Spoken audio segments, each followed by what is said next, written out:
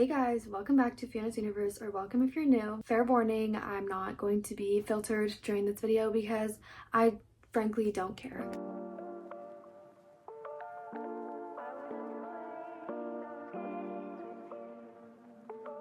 I also am not using my mic today because I can't decide if I like it or not, and I don't want to set it up. But moving on forward, I'm sorry if you hear any background noise. My neighbors have decided to start screaming at each other, so that's really fun. And also my cats are down here and they're sleeping and Jude snores. Anyway, this video is going to be a follow-up to a video I made not too long ago in December, November times, I think.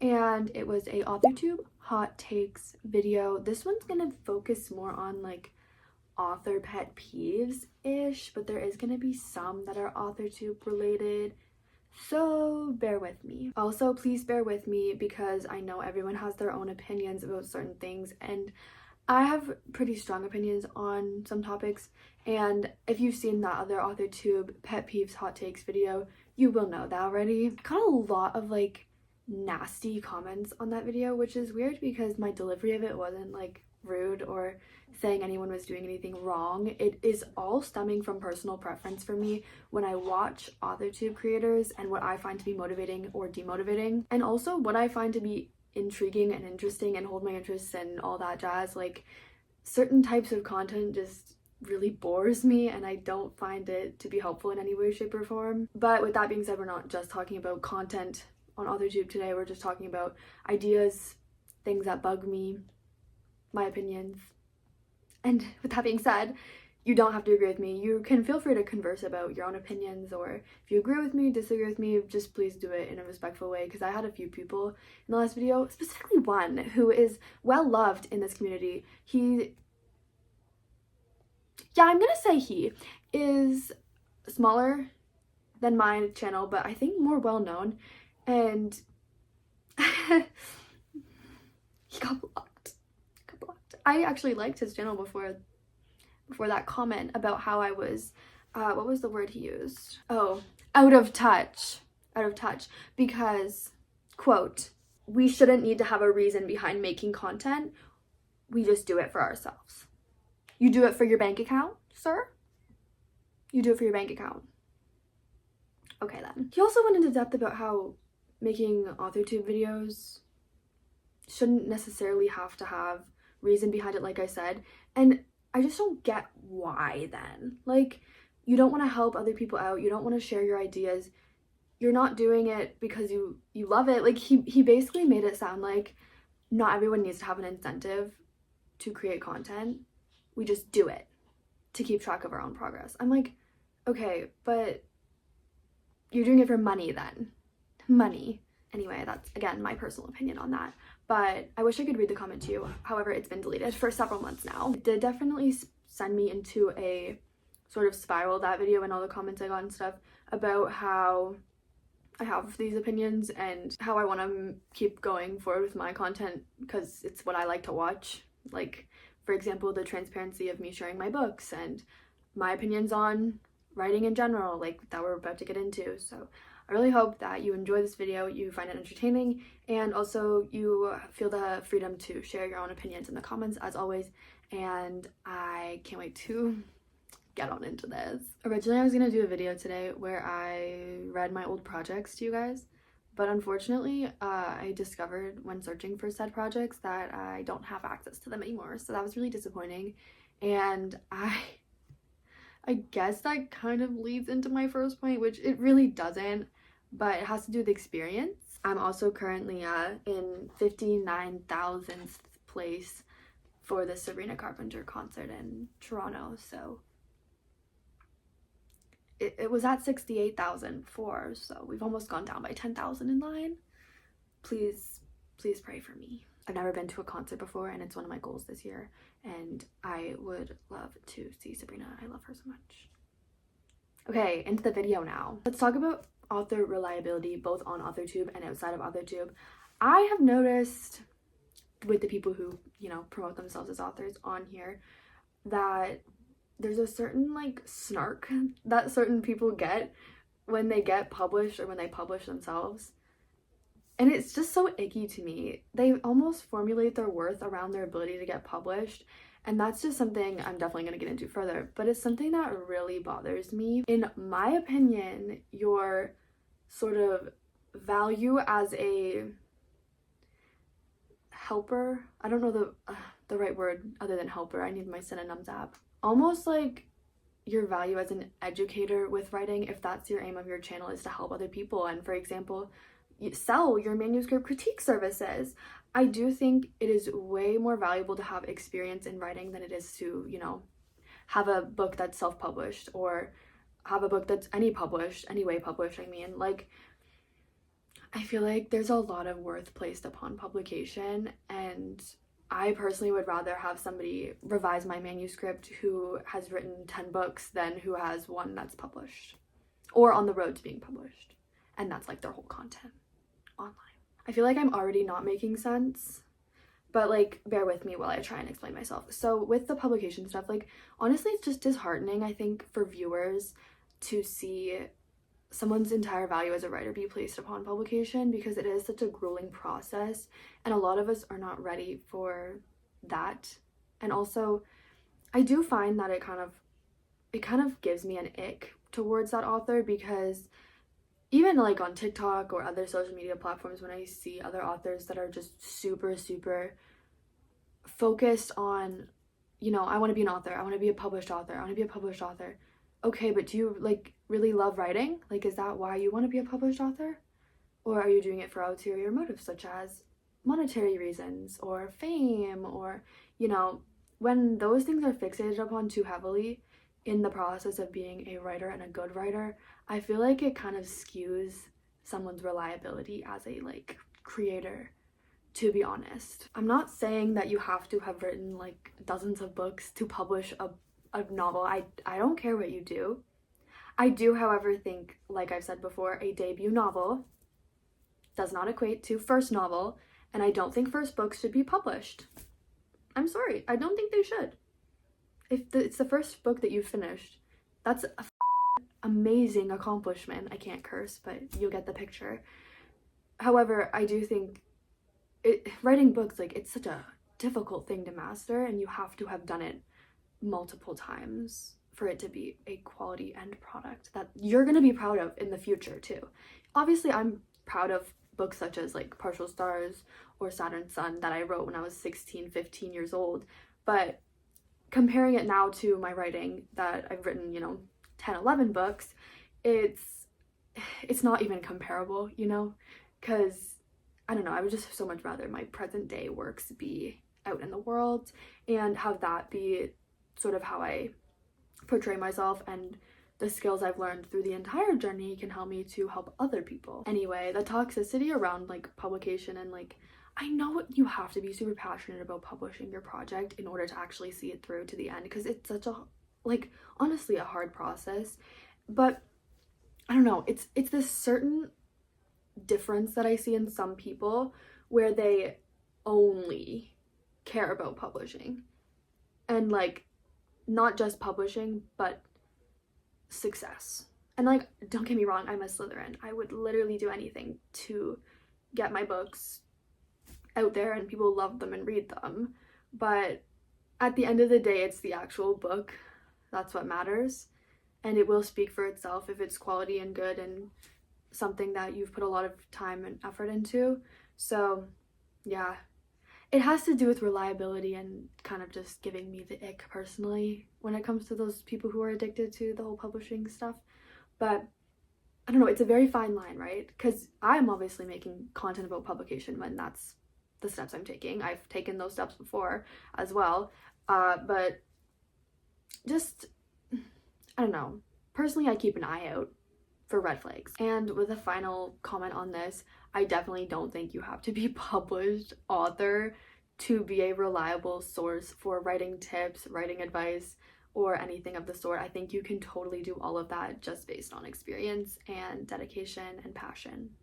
So yeah, not only not published, but not pursuing publishing actively. Like, I'm not.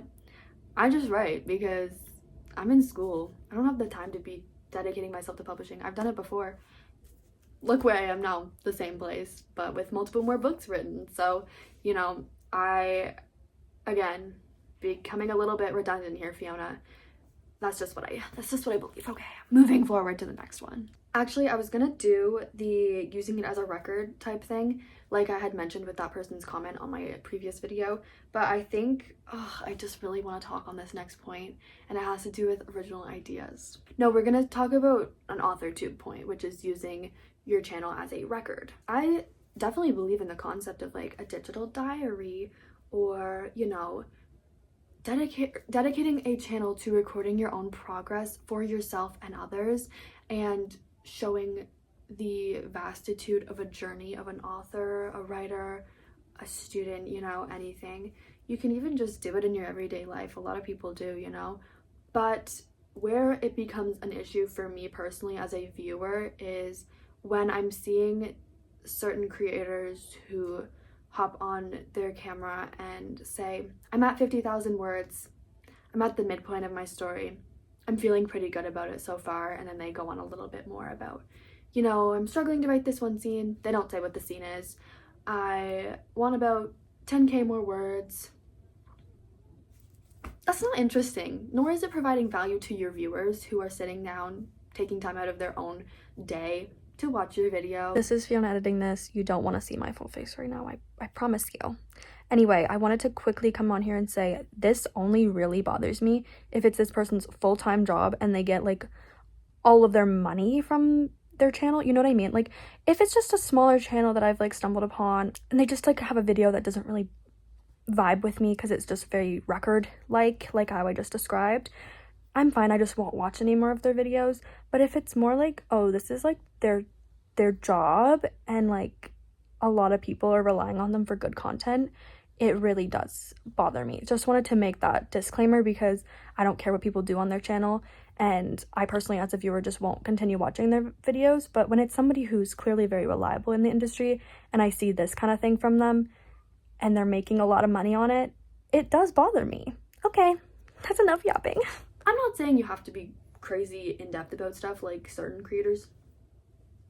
Like, you don't have to be reading your book to the audience like I do. Because I get why people wouldn't want to do that necessarily. You don't have to be, you know, spilling every deed, right? You can just, you know, give a little more. Like, why are you feeling like it's going well? You know, what did you do differently this time in your writing session? Or what are your characters currently doing? That is the simplest one. And it doesn't have to be, oh, my secondary character just passed away abruptly. Like, you don't have to spoil it. Just say, oh, you know, this character, say their name, and this character, say their name and significance, are going on a date at this patio and having a conversation about this, you know? Just gives me a little bit more to like grasp onto mentally. I don't think that the sole purpose for a YouTube channel should be to record your progress, because we can write that down in a notes app. We don't need to make money on it and honestly scam people. If they like the content, that's fine, but I've never seen it perform well, and I've also seen comments about it on other people's videos. So I always personally err on the edge of, you know, sharing a lot more than most people, because I personally enjoy talking about my books. I think most writers probably should enjoy talking about their books, and I'm not afraid of any of the fears that come up when it comes to like sharing your projects personally. But with that being said, I understand that other people might think differently. Do whatever you want. I'm not here to tell you what to do. I'm just here to share my opinions. Now moving on to the idea that's been really burdening my mind for the past little while, and that is actually like another video concept I have, and it has to do with plagiarism versus inspiration, which is going to be a separate video where I talk about examples of it, such as the powerless dilemma. If you don't know already, I hate Powerless and that whole trilogy. Hate. Potentially more than any other book out there. I think that most writers have written better work than that, published and unpublished. So yeah, most of which she stole from. So anyway, I am here to discuss this pet peeve, and it is that people say so often, I see it in like every video I click on about writing, no idea is original. Since when have we normalized that? Because obviously within like a fantasy genre, you know, a book might have dragons in it, and that's like common across books, or it might have magic in it, and that's common across books, or the main character might be shy, or she might be, you know, really outgoing. Those are just things. Those are not ideas for the book. What I'm talking about is concepts. There is such thing as a original concept for a book. How do I know this? Because I've come up with 25 of them at least, and I've also read like so much that is unique, and also so much that is a little bit too similar, because I feel like these people go into writing with the mindset of, oh, you know, nothing's original, I can just make it similar to this, this, and this, and people will like it because they like those books. Ew. Ugh.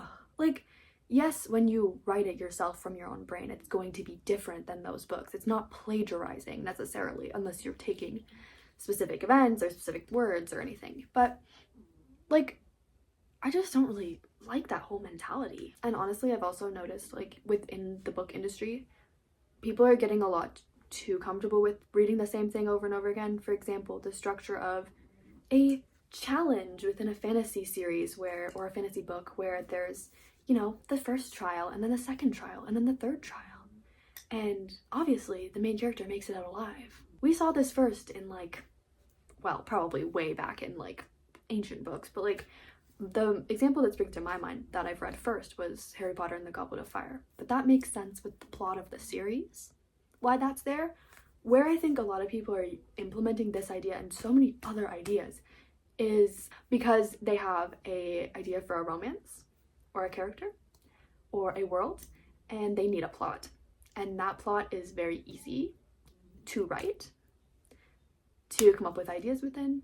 You know, challenge 1 is going to be dragons, challenge 2 is going to be, you know, a maze. I'm looking at you, Lauren Roberts. Yeah, anyway, one second. I've barely moved up in line for Sabrina, so I'm just gonna ignore that. But I'm not trying to get heated at anyone, because everyone's valid in their own journey, and I don't have to like everyone's writing. I don't have to. Nobody has to. Everyone has their own book taste and things that they like and don't like. I personally don't like when the same plot is vomited up and redigested 4,000 times and sold as a different book.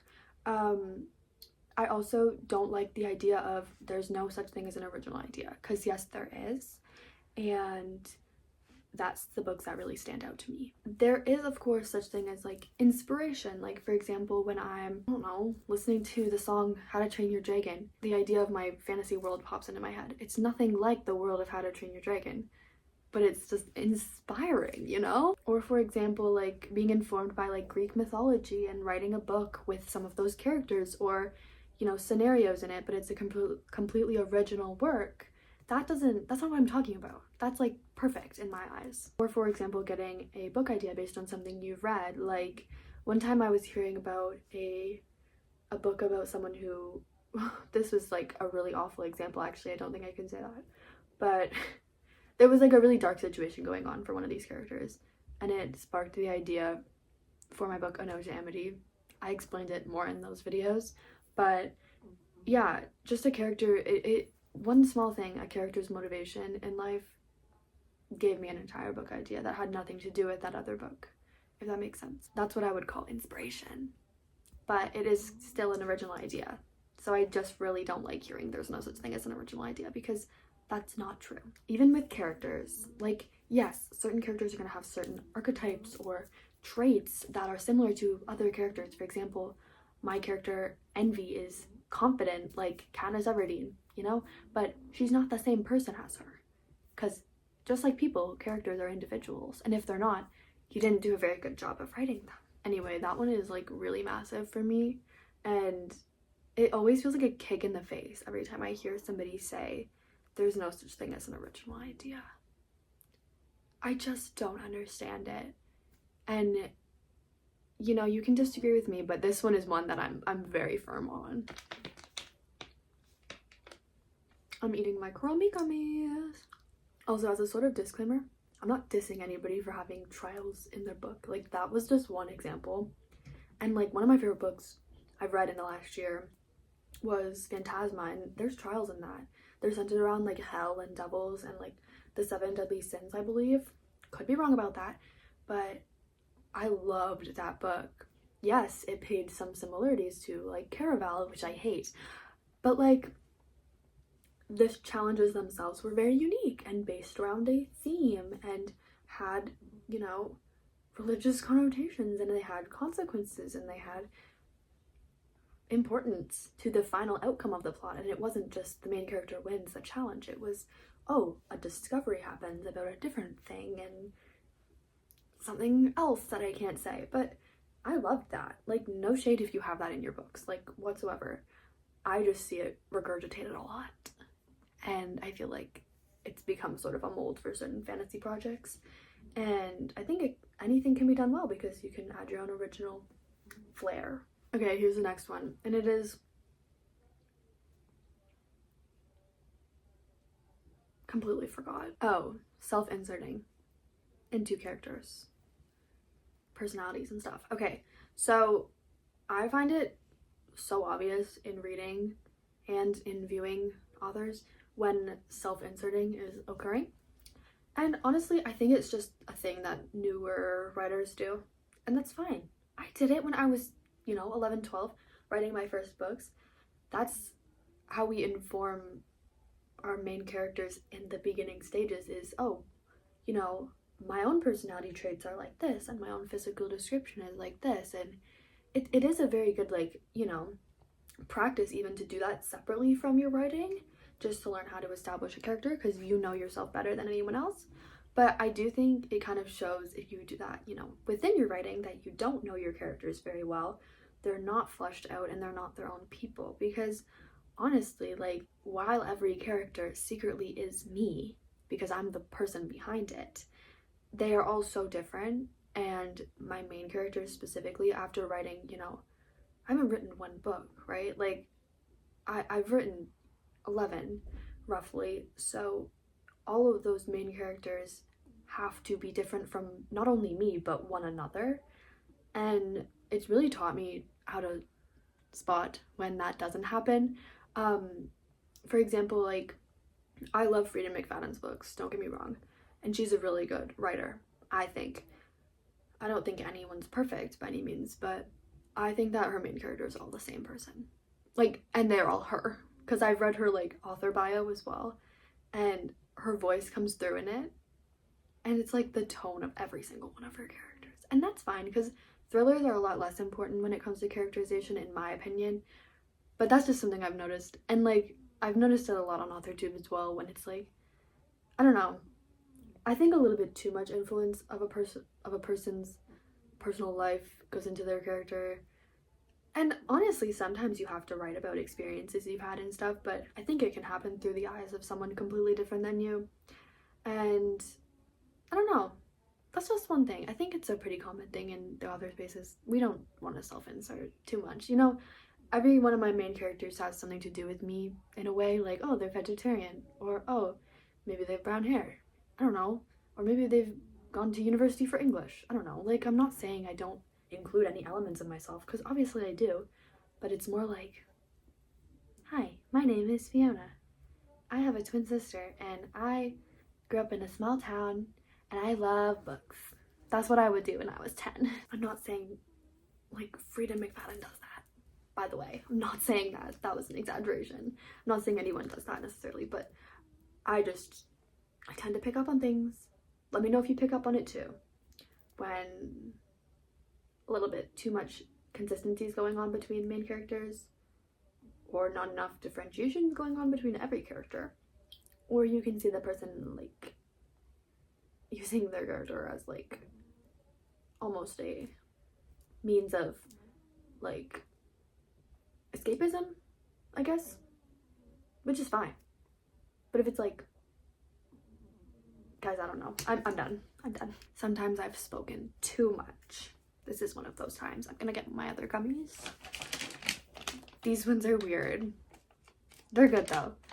They're Coca-Cola. Cola, I guess people would say. flavor. But they're like jelly. They have such a strong smell too, like Coca-Cola smell. Like, it looks odd. It's like a skinned grape. Anyway, no one asked. I feel like snacking is becoming a common theme in my videos, just because I'm sitting right next to my snack cart. These are Hello Kitty goldfish, highly recommend. They're limited edition, but they've been out for a year, so go get some. I find them at the dollar store, so hopefully you can too. I think that's where I'm gonna wrap up. I might do a little bit of rapid fire. I don't enjoy gatekeeping on AuthorTube. We all know this. If you want to hear more about that, watch the first edition of this video, I suppose. I do enjoy when authors are very transparent about their character's world, etc., because I find it more interesting to watch. I do not like any form of plagiarism, obviously. I think that all ideas are original and should be original. Another one is that I don't like when I receive judgment, or not like judgment, but I guess when I or other people are scrutinized for changing projects or having a lot of whips. Who cares? Like, to create something that's truly good, wouldn't you think you have to go through multiple editions of it or so many other experiences in order to get to that banger, you know, like that one really strong idea or product? You know, I don't think there's any problem in having a lot of whips that you bounce around with or that you have on the shelf for years and years, because like it just shows that you have a lot of ideas and a lot of experience.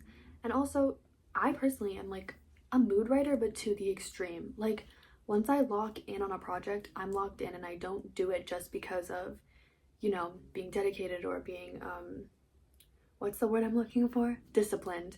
I do it because I love it and because I can't stop.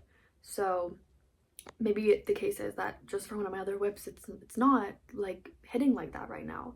Probably did at one point, but I don't think anyone should receive criticism for the number of whips they have, or, you know, not just having one project they're locked in on, you know. I think it's great to have multiple things going on. As a little closing message, I just really hope that my channel is always a place where you guys can come and get some inspiration to go work on your books. I always get comments like, oh, I'm watching your video while I'm writing, or I watched your video just now and now I can't wait to go work on my whip. Like, that is just so heartwarming to me and so inspiring to me too, that my words inspire other people to, you know, create things. And also receiving feedback on my own work, like, oh, I can't wait for this book to come out, or oh, I really like this idea, blah blah blah blah blah, you know. It's so motivating for me, and I don't know why AuthorTube creators wouldn't want to seize that opportunity, but I don't. It's not my place to tell them what to do with their content, like I said. Anyway, I really hope that you guys continue to like everything I'm putting out.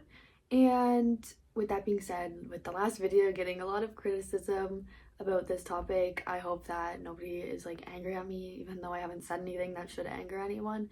I really hope that we all stay respectful, please. And just one more time, anything regarding AuthorTube videos that I said is just my personal preference as a viewer. It's not me criticizing how people run their channels. It's my preferences as a viewer and what I would like to see less of and more of. For example, more details about your books, because it's so fun to hear about, and I think it also helps in the long run when people are going to buy your books. I'm 37,000th in place now. Guys, we're moving up. Anyway, that is the end of this video, and I wanted to say one more time, even though I made a community post about it, I'm sorry I didn't post last week. I was having the busiest school week maybe ever. I had like an assignment due every day after reading week, and then like multiple on certain days, and they were all like big and worth a lot. And in hindsight, I should have done more of it on reading week, but I was rather busy at home. And also, not to make excuses, but I did work on some of it, so I don't know, it was a good little push for me to have to get all that stuff done in a short amount of time. But with that being said, I had to sacrifice my YouTube video, which really made me upset because I don't want to have to be missing uploads ever, but it was the only time I've done it since restarting YouTube, so it's okay. And also, thank you guys for being so understanding of that. You guys were super sweet in the comments of that post, and I'm just grateful that I have such a nice loving, supportive community who, you know, gives me grace when certain things like that happens, because like it wasn't a bad week by any means, but I had to prioritize. Also, I have another YouTube channel. I don't know if I've talked about that a whole lot on here, but I have a crochet channel with my sister, and it is a business for us and we love it, and it is bigger than this channel and has been going on for just as long. So with that being said, I had some brand deals to do last week, and also just with my sister relying on me, it's a lot more important that that video goes up and other videos for sponsorships and so on get submitted on time, just because it's a partnership and I don't want to let anyone down, you know what I mean? But when it's just me, like, I do feel bad that I'm letting you guys down when I don't post, but it's just me, and this channel is just for my passions and my fun. So I hope that, you know, it doesn't happen often, but thank you for the understanding. Okay, if anyone's still here, thanks for watching, and I love you so much, and thank you so much for subscribing and viewing, and I'm so grateful to be able to accomplish my goals and dreams because of you guys, and I just love you. Say bye, Vidya. Say bye, Vidya. Say bye, Jude. Bye, guys. I love you.